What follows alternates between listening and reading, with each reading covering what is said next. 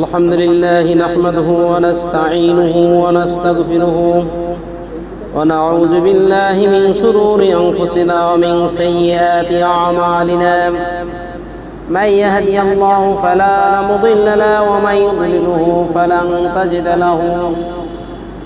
تجد له وليا ولا مرشدا ولا هادي له ونشهد أن لا إله إلا الله وحده لا شريك له ونشهد أن سيدنا وحبيبنا ومولانا محمدا عبده ورسوله الذي أرسله بالحق بشيرا ونذيرا وداعيا إلى الله بإذنه وسراجا منيرا فقد قال الله تعالى في كلامه المجيد والفرقان الحميد أعوذ بالله من الشيطان الرجيم بسم الله الرحمن الرحيم الأخلاء يومئذ بعضهم لبعض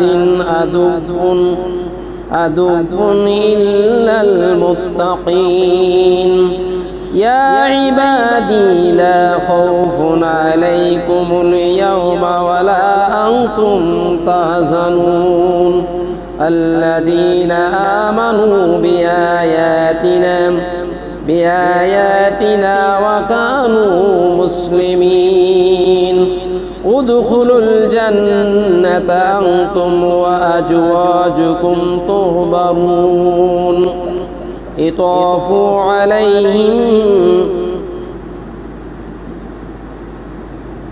عليهم بسهاف من ذهب وأكواب وفيها ما تشتهي الأنفس وتلذ الأعين وأنتم فيها خالدون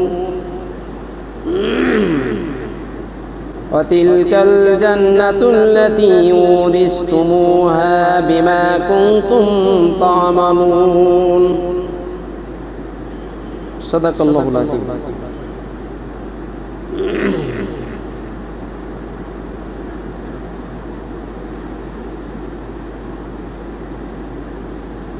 উপস্থিত মুরব্বিয়ানে কিরাম মুসল্লানে জাম আসসালামু আলাইকুম ওয়া রাহমাতুল্লাহ।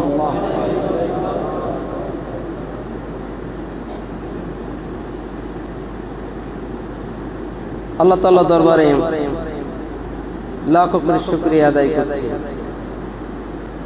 যে মহান রব্বুল আলামিন আমাদেরকে দুনিয়াবি সমস্ত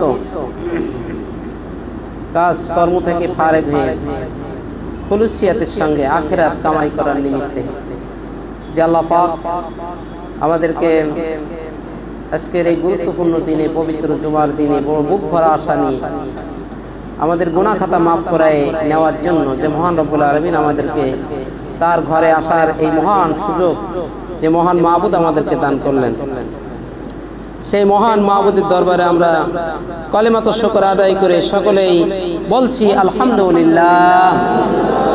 সাথে সাথে দুরূদ ও সালাম মানবতার মুক্তির দূত আশরাফুল আম্বিয়া সাইয়্যিদুল মুরসালিন রাইসুশ শাফিন খাতামুন নবিয়্যিন রাহমাতুল লিল আলামিন জনাবে মুহাম্মদ রাসূলুল্লাহ সাল্লাল্লাহু আলাইহি ওয়াসাল্লামের উপর পেশ করেন আজকে আপনাদের সামনে সংক্ষিপ্ত অনুবাদ এবং ব্যাখ্যা নির্ভুলভাবে পেশ করার চেষ্টা করছি।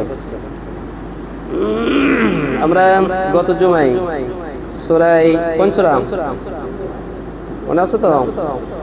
সূরা যুখরুফ, আকর্ষণ, কারো দুনিয়ার আকর্ষণ, কারো জান্নাতের আকর্ষণ। আমাদের কোনটা? ঠিক আছে তো?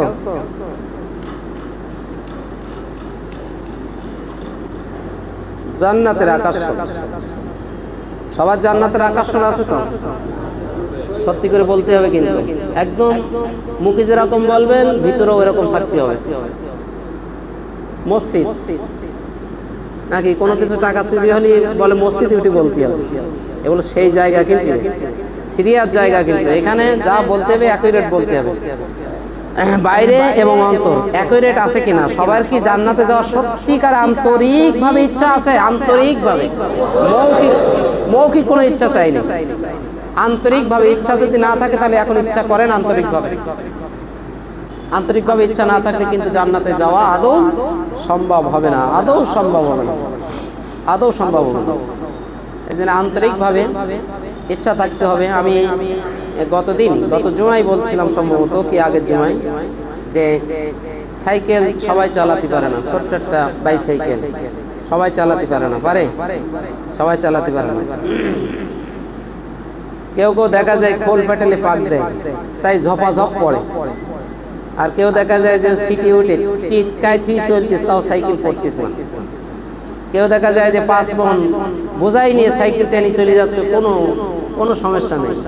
আর অনেকে খালি সাইকেল হাঁটতে হাঁটতে যেতে হয়, পাক দেওয়ার ক্ষমতা নেই। আসে না এরকম। কারা সাইকেলে চড়তে পারে, কারা সাইকেল চালাতে পারে, হলো তারাই সাইকেলের সঙ্গে যাদের মনের অ্যাডজাস্ট আছে। সাইকেলের সঙ্গে আর দেহের মনের কি থাকবে? একেবারেই একাকার মিল থাকবে। তা না হলে কিন্তু সাইকেল চালানো যাবে না। সাইকেল চালানোর সময় কিন্তু স্ট্যান্ড দিয়ে চালায় না। স্ট্যান্ড দেওয়া থাকলে আরো মানুষ কি করে? উঠাই দেয়। অত সে সাইকেল স্ট্যান্ড ছাড়া কিন্তু দাঁড়াতেও পারে না। সে সাইকেল শুধু দাঁড়ায় না, সে সাইকেল শুধু সোজাই দাঁড়ায় না, বরং 2-3 মণ ওজনের একটা মানুষ নিয়ে, 2.5 মণ 3 মণ ওজনের মানুষ নিয়ে সাইকেল চলতে থাকে। কখন চলতে থাকে? যখন সাইকেলের সঙ্গে মানুষের দেহের সঙ্গে মিল হয়ে যায়, অ্যাডজাস্ট হয়ে যায়, যখন তাল ভেঙে যায়, তখন কিন্তু কে সোজা চলতে শুরু করে। একটা ট্রাক, একটা বাস, আমি আপনাদেরকে হাত টানছি একদম খুলুসিয়াতের সঙ্গে জুমার নামাজ আদায় করতে দিচ্ছেন। খুলুসিয়াতের সঙ্গে জুমার নামাজ আদায় করা সহ সকল ইবাদত বন্দেগী খুলুসিয়াতের সঙ্গে আদায় করা দৃষ্টি আকর্ষণের নিমিত্তে এই কথাগুলো প্রারম্ভেই বলে নিচ্ছে। আজকের আয়াত সেই আলোকে আলোচনা হবে ইনশাআল্লাহ।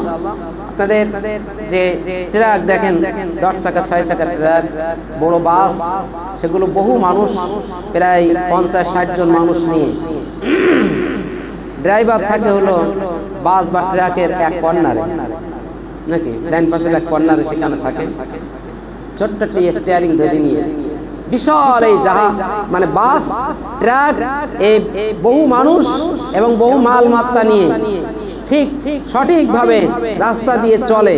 সামনে কোনো কিছু পড়লে সে ঠিক মতনই ক্রস করে নিয়ে সোজা গাড়িটা নিয়ে তার গন্তব্যস্থলে চলতে সক্ষম হয়। কখন সক্ষম হয় জানেন? নতুন একটা হেল্পার যখন দেখেন না গাড়ি ঘোড়া মেরে দেয়, তখন দোষায় কেউ বলে যে ও হেল্পারে চালাচ্ছিল মেরে দেবে। কেন? যে সে হেল্পারের তো অত আইডিয়া নেই, ওর এখনো ট্রাকের সঙ্গে গাড়ির সঙ্গে ওর মনের কি হয়নি, অ্যাডজাস্ট হয়নি, এই কারণে ও মেরে দিয়েছে। অনেকে কিন্তু ভ্যান চালাতে যে উল্টো দিকবাজি খায়। কখন খায় জানেন? ভ্যান চালানো কিন্তু কঠিন আছে। 3টি চাকা যতক্ষণ পর্যন্ত আপনার মনের সঙ্গে অ্যাডজাস্ট না হবে ততক্ষণ কিন্তু ভ্যান আপনি চালাতে পারবেন না। ভ্যান যদি একবার এদিক এরকম করতে করতে একবার উল্টে গেছে। ভ্যানে কিন্তু স্ট্যান্ড দেওয়া লাগে, তাও ভ্যান উল্টে যায় না, মাঝে মাঝে কিন্তু উল্টাই যায়। কখন যায়? ঠিক মানুষের সঙ্গে, মুসলমানের সঙ্গে, মুমিনের সঙ্গে যতক্ষণ পর্যন্ত জান্নাতের অ্যাডজাস্ট না হবে ততক্ষণ পর্যন্ত উল্টোবাজি খাতিয়ে থাকবে। একবার এদিক একবার ওদিক, একবার সুদ যায় একবার সুদ হারাম, একবার ঘুষ যায় একবার ঘুষ হারাম, একবার মিথ্যা যায় একবার মিথ্যা হারাম, একবার মদ যায় একবার মদ হারাম, একবার গাঁজা যায় একবার গাঁজা হারাম, একবার নামাজ পড়বে একবার পড়বে না। এরকম কি করতে থাকবে? হ্যাঁ, তাল মারামারি করতে থাকবে। ঠিক তো? তাল মারামারি করতে থাকবে না? তালের মুসলমান আছে না নেই? ওরে এ টাল খাওয়া মুমিন আছে না নেই? এ তো আছে। আমি কি সমাজ আমরা দেখি টাল খাইতেছে, ভ্যানও ঠিক মতন দাঁড়াইতে পারতেছে না, ও ভ্যান মার খাও মুসলমানও না।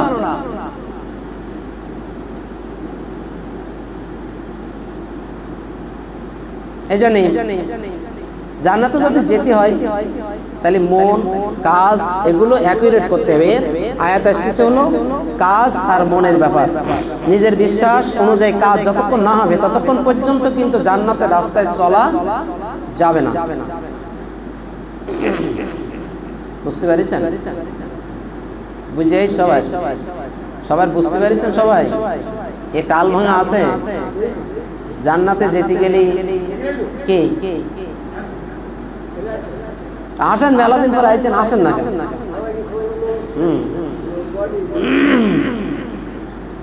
যে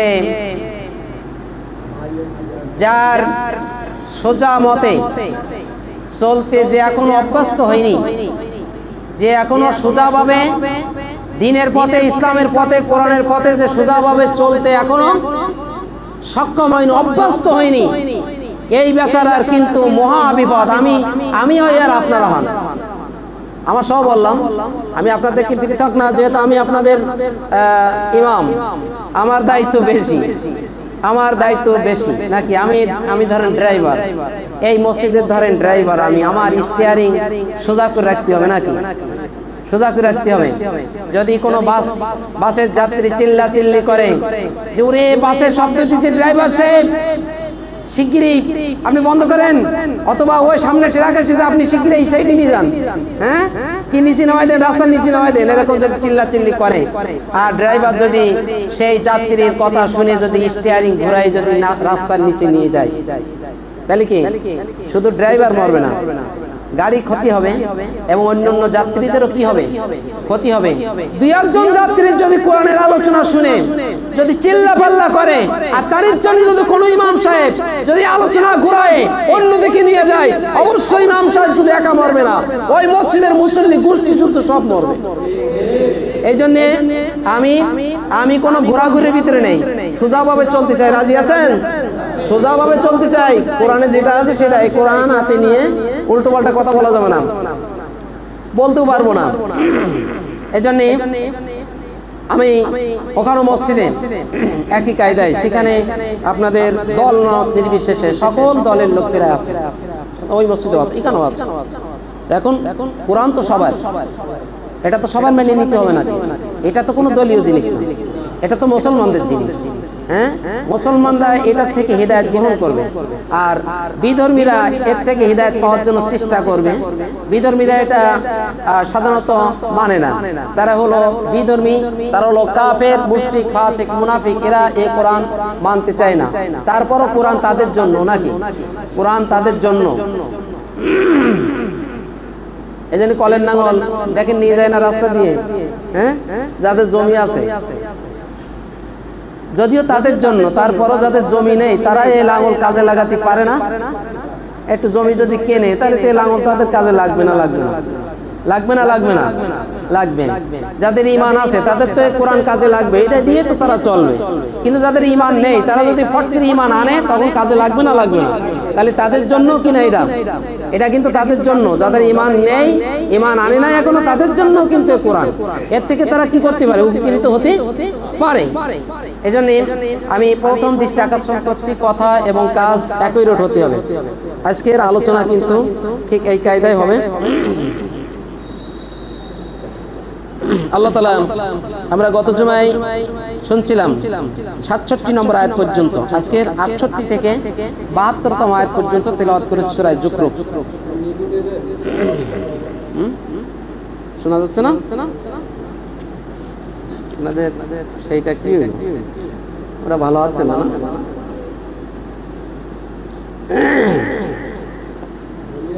আল্লাহ তাআলা আয়াতের ভিতরে আমরা গত জুমায় শুনছিলাম যে আল আখিল্লাউ ইয়াউমা ইযিন বাদুহুম লিবাদিন আদুবুন ইল্লাল মুত্তাকিন। বন্ধু কিয়ামতের দিন একে অপরের শত্রু হবে, তবে মুত্তাকি বন্ধু ছাড়া। মনে আছে তো? মুত্তাকি বন্ধু, এই মর্মে একটা তাফসীর ইবনে কাসিরের ভিতরে আলী রাদিয়াল্লাহু তাআলা যে দীর্ঘ হাদিস গত জুমায় আপনারা শুনছিলেন, নিশ্চয়ই আপনাদের মনে আছে। এই হাদিসের উপরে আমল করতে পেরেছেন? মুত্তাকি বন্ধু, বন্ধু বান্ধব সব পরেশগার বন্ধু কিনা? যাদের সঙ্গে খাতির আছে, সম্পর্ক, আন্তরিক সম্পর্ক সৃষ্টি হয়েছে, তারা মুত্তাকি কিনা। যদি মুত্তাকি না হয় তাহলে নাফরমান বন্ধুর সঙ্গে ঘোরাঘুরি করলে কিয়ামতের দিন এই নাফরমান বন্ধুই কি হয়ে যাবে, নিজের জন্য বিপজ্জনক হয়ে যাবে। তাকে নাফরমান বন্ধুকে নিজের মুরিদ বানাতে হবে, তার কাছে মুরিদ হলে হবে না। কি বলেন? চম্বক, চম্বকে সাধারণত লোহা আকর্ষণ করে। চম্বক ছোট হলে চম্বক লোহার দিকে চলে যায়, আর যদি চম্বক বড় হয় তাহলে লোহা চম্বকের দিকে চলে আসে। আসে না? আসে না? আপনারা বাজারে দেখেছেন না? আমি দেখছি লাঠির মাথায় বুঝছেন চম্বক বেঁধে এরকম এই রাস্তার ইয়ের পারে ধরে, বিশেষ করে সাইকেলের দোকান, লোহার দোকান, এইগুলো যে দেখে এরকম ধরে, মুহূর্তের ভিতরে মাথার কাছে এরকম টুকলা মতো নিয়ে যায়। মানে লোহা লক্কর জেনে যা আছে, গুটি মুটি যা গুরু গাড়া সব কোথায় আকর্ষণ করে নেয়। তার কারণ হলো ওই গুরু গাড়ার চাইতে চুম্বক বড়, চুম্বকের আকর্ষণ বেশি। আর যদি চুম্বক ছোট হয় তাহলে এই গ্রিলে দেবেন, দেখবেন ওই গ্রিল চুম্বক কেটে নিয়ে নিচ্ছে, কিন্তু চুম্বকে গ্রিল টেনে আনতে পারতেছে। ঠিক ঠিক আছে? তাহলে আপনার ইমানের যদি আকর্ষণ বেশি হয়, ভালো করে বোঝেন, আপনার ইমানের আকর্ষণ যদি বেশি হয় তাহলে বিধর্মী, কাফের, মুশরিক, মুনাফিক সকলেই আপনার দিকে আকর্ষিত হয়ে তারাও মুমিন হওয়ার সৌভাগ্য লাভ করবে। আর যদি নাফরমানের চাইতে আপনার আমার আকর্ষণ যদি কম থাকে ইমানের, তাহলে কিন্তু আপনি যত যাই বলেন না কেন, আপনি কিন্তু তাদের খপ্পরে পড়ে যাবেই না। কেউ ঠেকাতে পারবে না, কেউ ঠেকাতে পারবে না। ইমান আমান বেশি কিনে ওই কুকুরের ঝোলা হাতে নিতে হবে।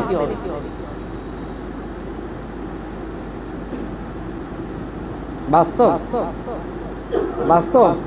আর বলতে ওরে সেলি নষ্ট হয়ে যাচ্ছিস তো, আমি অত বলতে যাবো কেন? ওনাকে সেলি নষ্ট হয়ে যাচ্ছে না? কি বলে আমি কি গ্রাম্য বাংলায় বলো ও সঙ্গী খারাপ। ও কি কি ও সঙ্গী খারাপ, সঙ্গী খারাপ। এখানে একটা তারতম্যের বিষয় আছে। তোমার ছেলের যদি ইমানের জোর থাকে তাহলে সঙ্গী তো তোমার ছেলের সঙ্গে কি হয়ে যাবে, অ্যাড হয়ে যাবে না? কিন্তু তোমার ছেলের যদি কি ইমান দুর্বল থাকে তাহলে তো ওই খারাপের আকর্ষণে সেও তো খারাপ হয়ে যাবে। ঠিক না? ঠিক না? রাগ করতেছেন নাই? ছেলের কথা বলিস তা? হ্যাঁ হ্যাঁ, মনের ভিতরে অনেকের কষ্ট লাগতে পারে, কলিজায় কষ্ট লাগতে পারে, কিন্তু আমার তাতে কিছু যায় আসে না। আমার ক্লিয়ার কাট বলতে হবে আমাকে। আমার স্টিয়ারিং সোজা করে না রাখলে আমার এই মুসল্লিরা সব কিয়ামতের দিন জাহান্নামে হয়ে যায়, তাহলে আমিও বাঁচতে পারবো না। পারবো? আমি বাঁচতে পারবো না। ড্রাইভার সহজে মরে না, একটা ফাঁক ফোক রেখে চলে দেখি। হ্যাঁ, তারপর অনেক সময় কিন্তু ড্রাইভার সিটির সঙ্গে কি একটা সেফটি যায়, কিন্তু এই জন্য কোনো ছাড় দেওয়া হবে না। সেইভাবে শোনেন আপনারা 68 নম্বর আয়াত, আল আকিল্লাউন খলিল, খলিলের বহু বচন আকিল্লা। খলিল মানে কি? বন্ধু। আবার সাদিকুন মানে বন্ধু, আর হাবিবুন মানেও বন্ধু। হাবিব মানেও বন্ধু, সাদিকুন মানে বন্ধু, খলিল মানেও বন্ধু। আকিল্লাউন বলা হয়েছে এরা পরস্পরের কিয়ামতের দিন শত্রু হবে, কিন্তু ইল্লাল মুত্তাকিন, মুত্তাকিরা কিন্তু শত্রু হবে না। মুত্তাকি বন্ধু হলে সে বরং আগে মৃত্যুবরণ করলে কি হবে? গত সময় কি শুনেছেন? সে আল্লাহর কাছে দোয়া করবে। কোন মুত্তাকি বন্ধু যদি মারা যায় তাহলে সে আল্লাহর কাছে কি ফরিয়াদ করবে? যখন সে জান্নাত দেখবে, জান্নাত দেখবে তো মৃত্যুবরণ করার সাথে সাথে, জানেন তো? বারা ইবনে আযিব থেকে বর্ণিত যে হাদিস, বুখারী, মুসলিম, আবু দাউদ, তিরমিজি, ইবনে মাজাহ, নাসাই সকল গ্রন্থে, মিশকাতের ভিতরে হাদিসটা আছে, মুওয়াত্তা মালিকের ভিতরে হাদিসটা আছে। হাদিসে বলা হয়েছে যে মৃত্যুবরণ করার সাথে সাথে রূহু তার আসল ঠিকানা সে জানতে পারে, তাকে দেখানো হয়। সে যদি মুমিন হয় আল্লাহ তাআলার দরবারে হাজরা দিয়ে তাকে জান্নাত দেখায় আবার দুনিয়ায় ফেরত আনা হয়, তাকে কবরে সওয়াল জবাব করানোর জন্য নাকি তাকে ফেরত আনা হয়। বারা ইবনে আযিব থেকে বর্ণিত হাদিস। আর যদি কাফের হয় তাহলে তার ঠিকানা কোনটা দেখানো হয়? জাহান্নাম দেখাই দিয়ে তাকে সিজ্জিলে হাজিরা করা হয়। সিজ্জিলে, ইল্লিন আর সিজ্জিল। কি হবে না? কি হবে বলে মনে করেন? শুধু শুনলে হবে না, শুনবেন আয়াত, শুনবেন আর নিজেরটা নিয়ে চিন্তা করবেন আমার উপায় কি হবে, আমার উপায় কি হবে। এখনো উপায় যদি খারাপ যদি সাব্যস্ত হয়ে থাকে তাহলে এখনো শুধরানোর সময় আছে না নেই? এখনো শুধরানোর সময় আছে। এখন সেজদা দেবেন, জুমার নামাজ আদায় করবেন, এখনো সুন্নাত পড়বেন, ফরজ পড়বেন, সেজদায় যাবেন, আল্লাহর কাছে চেয়ে নেবেন। এটা কার ঘর? এটা আল্লাহর ঘর তো নাকি? আল্লাহর ঘর। যদিও আমরা কমিটি বানাইছি, কিন্তু কমিটির তো আর ঘর না। ঘর কার? আল্লাহর ঘর। আল্লাহর ঘরে বসে আল্লাহর কাছ থেকে চেয়ে নেবেন যে আল্লাহ আমার ভুলেই গেছে, এই মাত্র তোমার কালাম শুনে আমি বুঝতে পারলাম যে আমার সব আমি ক্ষতিগ্রস্তদের অন্তর্ভুক্ত হয়ে গেছি। আল্লাহ তুমি যদি আমারে মাফ না করো তাহলে আমি ক্ষতিগ্রস্ত, লা নাকুনান্না মিনাল খাসিরিন, অবশ্যই আমি ক্ষতিগ্রস্তদের অন্তর্ভুক্ত হয়ে যাব। রব্বানা যালামনা আনফুসানা ওয়া ইল্লাম তাগফির লানা ওয়া তারহামনা লানাকুনান্না মিনাল খাসিরিন। তাই তো? এই দোয়া কি এই কোরআনের আয়াত না নাকি? না মুনাজাত? অনেকে মনে করে একটা মুনাজাত মানে বইয়ালারা লিখেছে তাই আমার মুখস্থ করতে হবে, নামাজে মুনাজাত করতে, এটাই না। এটা হলো কোরআনের আয়াত। রব্বানা আতিনা ফিদ দুনিয়া হাসানাতাও, এটাও কি? এটা কোরআনের আয়াত। এটা কোরআনের আয়াত। এসব কোরআনের আয়াত কি আল্লাহ রাসূল মনে হয় ওর ভিতরে ঢুকাই দিয়েছেন নাকি? কোরআন আয়াত কোথা থেকে আসলো? আল্লাহর পক্ষ থেকে না নাকি? এই মুনাজাত কে শিখাই দিয়েছেন? আমরা মুনাজাত করি কার কাছে? যিনি শিখাই দিয়েছেন তার কাছে মুনাজাত করি। যিনি শিখাইছেন তার কাছে আমরা তার শেখানো ভাষায় ফরিয়াদ করি। তাই তো? তাহলে কবুল করবেন না কেন? কবুল করবেন না কেন? কবুল করবেন না এই জন্যই অনেকে যে আমি যে কি বলতেছি আমি নিজেও জানি না। রব্বানা মানে কি তা জানি না, জলামনা মানে তা জানি না, আনফুসানা অর্থ কি তাও জানি না, বলতে হয় তাই বলি। হ্যাঁ, রব্বানা মানে কি? হে আমাদের রব, হে আমার প্রভু। জলামনা আমি জুলুম করেছি, আমরা জুলুম করেছি। আদম আলাইহিস সালাম, হাওয়া আলাইহিস সালাম দুইজনে এই ফরিয়াদ করেছিলেন। রব্বানা হে আমাদের রব, জলামনা আমরা দুইজনে কি করেছি? জুলুম করেছি।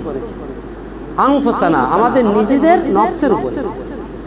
ওয়া ইল্লাম তাগফির লানা যদি তুমি ক্ষমা না করো, ওয়া তারহামনা যদি তুমি আমাদের উপরে রহম না করো, ক্ষমা না করো, দয়া না করো, লানাকুনান্না অবশ্যই অবশ্যই আমরা হয়ে যাব। আমি তাকিদ না উনি তাকিদ চাইলাম।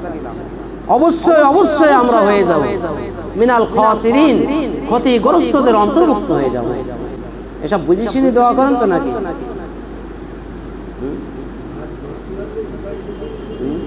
রব্বানা আতিনা ফিদ দুনিয়া হাসানাতাও ওয়া ফিল আখিরাতি হাসানাতাও ওয়া কিনা আযাবান নার। এর অর্থ জানেন তো? রব্বানা আতিনা হে আমাদের রব তুমি আমাদেরকে দাও, ফিদ দুনিয়া এই দুনিয়ায়, হাসানাতান কল্যাণ, এই দুনিয়ায় আমাদের কল্যাণ দাও, ওয়া ফিল আখিরাতি হাসানা আর আখিরাতেও আমাদের কি করো?